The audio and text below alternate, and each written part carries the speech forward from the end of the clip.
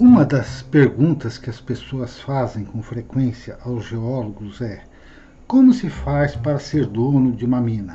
Ou como alguém consegue autorização para extrair minérios, pedras preciosas ou outra substância mineral? Antes de entrar em detalhes sobre o caminho a percorrer até se tornar um minerador, vale a pena entender quais são os regimes de exploração mineral do Brasil. E é sobre isso que vamos conversar no vídeo de hoje. Mas antes, não se esqueça de se inscrever no canal Geologando com Sérgio Klein e dar o joinha nesse vídeo.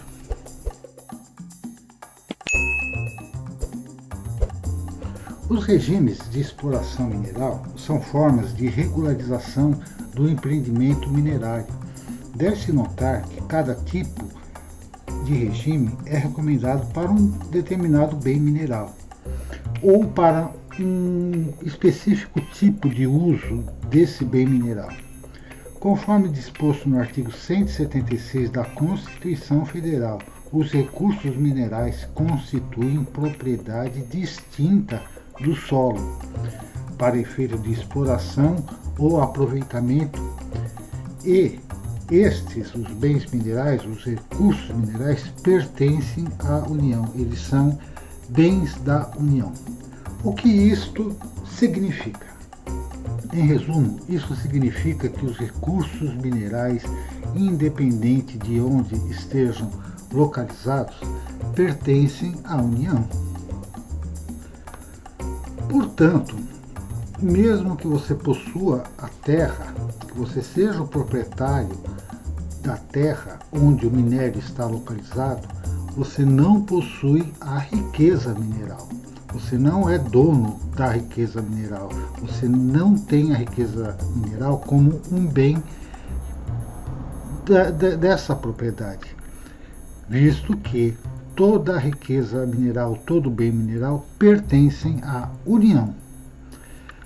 Dessa forma, pessoas físicas ou jurídicas podem solicitar à Agência Nacional de Mineração, ANM, o consentimento para exploração de recursos minerais, desde que atendam a determinadas condições e cumpram o regime de exploração mineral definido pela agência.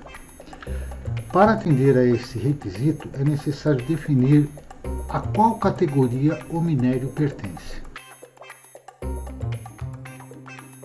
Essas categorias foram divididas em regimes de aproveitamento de recursos minerais, de acordo com o grau de dificuldade de seu aproveitamento, a variedade da substância mineral, o destino da produção obtida e os aspectos de caráter social. Nós aqui vamos apresentar cada um deles em detalhe. São esses, então, os regimes de exploração mineral: o regime de concessão e autorização, regime de licenciamento, o regime de permissão de lavra garimpeira, o regime de monopólio e partilha e o regime de extração. Regime de concessão e autorização. Na verdade, são dois regimes que acabam se juntando. Na verdade, o correto seria dizer regime de autorização, porque a autorização de pesquisa precede a concessão de lavra. Você precisa apresentar a pesquisa realizada na área para ter o direito de ter a concessão de lavra dada pelo governo federal. Aplica-se a todos os minerais, todo tipo de minério, exceto os associados ao regimes de monopólio, que são petróleo, gás natural e minerais radioativos.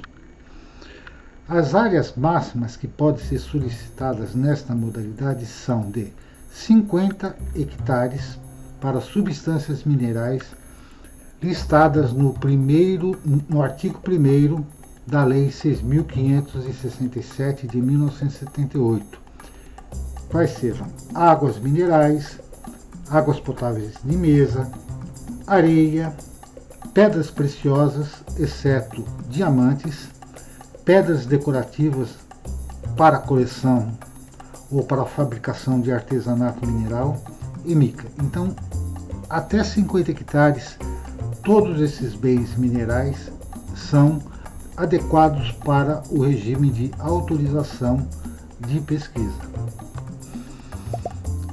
Pode ser também para 1.000 hectares, áreas de 1.000 hectares para rochas destinadas a revestimento, rochas ornamentais e alguns outros minerais associados a esse tipo de uso. Ou 2.000 hectares para minerais metálicos, fertilizantes, minerais do tipo carvão, diamante, rochas betuminosas, pirobituminosas, turfa, salgema. A maior parte dos minerais de minério conhecidos se enquadram nessa categoria de até 2.000 hectares por área a ser requerida. Isso para a autorização de pesquisa mineral.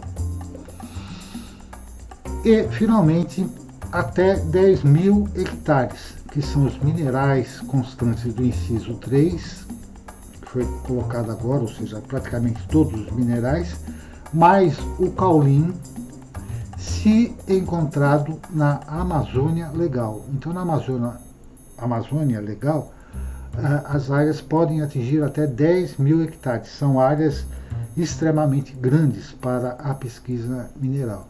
Isso conforme definido no artigo 2º da Lei 5.173, de outubro de 1966.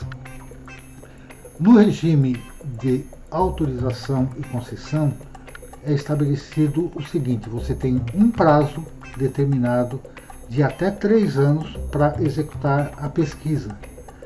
Esse prazo pode ser prorrogado por igual período, ou seja, até 6 anos você pode ter o direito minerário sobre aquela área.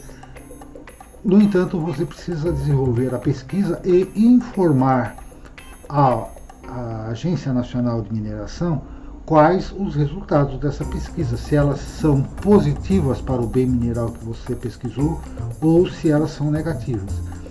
Se elas forem positivas, você tem o direito de entrar com o requerimento de lavra. E, a partir do requerimento de lavra, a Agência Nacional de Mineração vai analisar o seu pedido e vai fornecer a concessão de lavra. E aí sim é um título minerário praticamente definitivo para o minerador. No título de autorização de pesquisa, o minerador já tem como o direito de prioridade sobre os bens minerais encontrados naquela área, quer seja de 50 hectares, de 1.000 hectares, 2.000 hectares ou 10.000 hectares. Ele tem o direito sobre o que ele encontrar naquela área, naquelas áreas que ele anda pesquisando. Então, esse direito de prioridade, ele já é um título que pode ser negociado. Então, um título de pesquisa mineral já possui um valor econômico perante o mercado, assim como um título de uma propriedade, ou seja, uma escritura de propriedade, o título minerário também tem essa mesma característica. Vamos ver os outros regimes. O regime de licenciamento, ele destina-se à extração de substâncias com utilização imediata na construção civil, seja areia, saibro, argilas, britas, enfim, todos os minerais de uso imediato na construção civil entram no regime de licenciamento. E esse regime está limitado a áreas de no máximo 50 hectares. Então, 50 hectares você pode entrar com o regime de licenciamento. Tem vantagens e desvantagens nesse regime.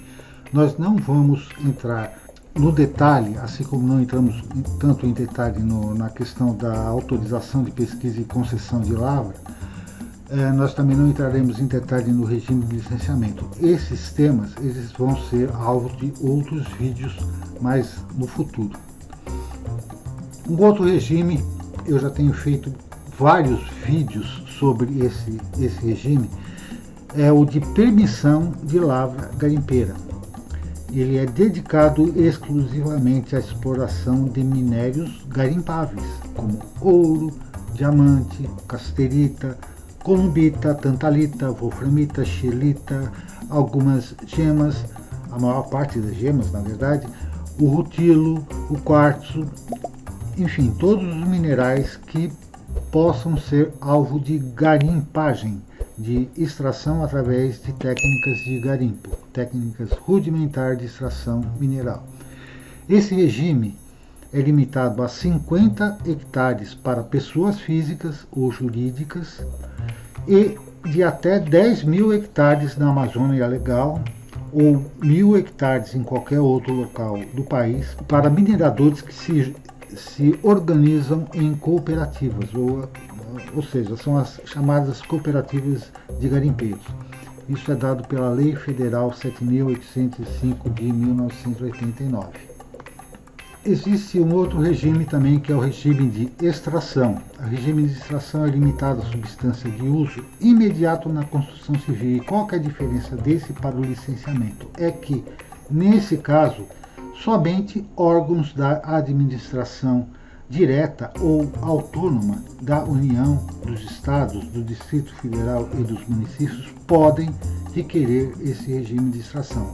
Ou seja, é um regime que não é destinado nem a pessoas físicas e nem jurídicas, somente a administração direta ou autônoma da União, Estados, Distrito Federal, municípios. E se referem ao uso de substâncias minerais destinadas para uso exclusivo em obras públicas. Por fim, o último regime é o regime de monopólio e partilha. Nesse regime, diferentemente dos anteriores, ele prevê a exploração exclusiva da atuação direta ou indireta da União. Aplica-se a petróleo e gás natural no caso de partilha e de minerais radioativos, que é monopólio da União. Ou seja, se você encontrar, por exemplo, uma jazida de mineral radioativo, isso significa que você não vai explorar de maneira alguma aquela jazida, porque aquela substância mineral é um monopólio da União. Os regimes de extração e de permissão de lavra garimpeira atendem públicos bastante específicos, respectivamente a órgãos governamentais e garimpeiros.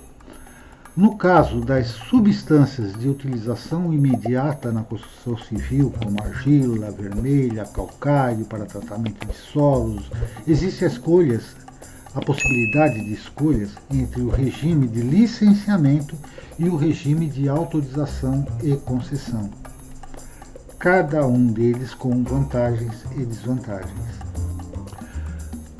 Os documentos necessários para que ocorra uma candidatura a determinadas áreas, tanto para o licenciamento quanto para a autorização de pesquisa, que são e mesmo até para permissão de lavra garimpeira, que são, na verdade, os três regimes mais próximos do cidadão comum, né? Porque o outro, como nós vimos, é monopólio e o outro são restritos a prefeituras, aos órgãos de administração federal, estadual, municipal.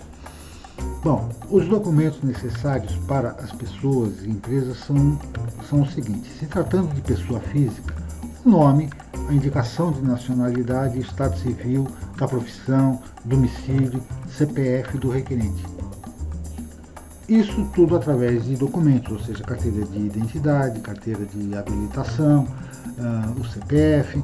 E se tratando de pessoa jurídica, é necessário a razão social, o número de registro dos seus atos constitutivos no órgão de registro de comércio competente, endereço, CNPJ, são esses documentos básicos da pessoa jurídica.